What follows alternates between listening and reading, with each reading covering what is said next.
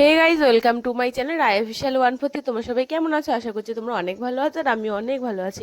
এই ভিডিওটা অনেকদিন আগের একটা ভিডিও, কিন্তু আমি ভয়েস ওভার দেওয়ার সময় পাচ্ছিলাম না। আর তোমরা, কারণ আমি ভাইরাল তালতলায় গেছিলাম, আমি ভাবলাম যে ওই তালতলার ভিডিওটা তোমাদের সাথে আগে শেয়ার করি, তারপর এই ভিডিওটা শেয়ার করবো।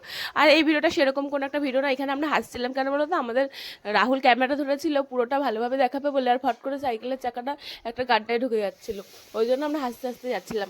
আর এটা হচ্ছে শুক্রবারের ভিডিও, আর আমরা একটুখানি আজকে যাবো হাটে, কারণ পুজোর কি কালেকশন উঠেছে সেটা একটু দেখতে যাব। এদিকে দেখো রাহুল সাইকেল গ্যারেজে রেখে দিয়েছে, আর ওখান থেকে তারপরে যাব আমরা একটুখানি ব্লুটুথ মাইক আনতে, কিন্তু পরে ভাবলাম আগে ব্লুটুথ মাইকটা দেখে আসি। মানে আমাদের আনতে যাওয়ারই কথা ছিল, কিন্তু ওখানে দাদা স্টকে ছিল না মাইকটা, যার কারণে আমাদের আর আনা হয়নি। আর এখানে আমাদের স্টেশনের উপরে একটা ফোনের দোকান চেনাশোনা আছে, তার কাছে আমরা গিয়েছিলাম, যেখান থেকে আমরা রিং লাইট নিয়েছিলাম।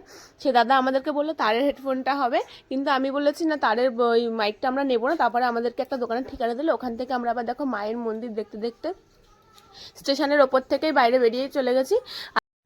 আর ওখানে যাওয়ার পরেও না দাদা বলছিল যে আমার কাছে সেরকম দামিটা স্টকে নেই, তোমরা অর্ডার দিয়ে গেলে তাহলে আমি তোমাদের জন্য এনে রাখবো। আর কম দামিটাও আছে, কিন্তু মানে ডবলটা বলছিল হচ্ছে 1800 টাকা সামথিং, এরকমই কিছু বলছিল, আর সিঙ্গেলটা আরও কম বলছিল। আর এখানে তারপরে আমরা ওই দাদার ফোন নাম্বার নিয়ে আমরা একটা ব্লুটুথ মাইক, একটা এরকমই একটা মাইক ডবলটা অর্ডার দিয়ে আমরা চলে এসেছি ওখান থেকে।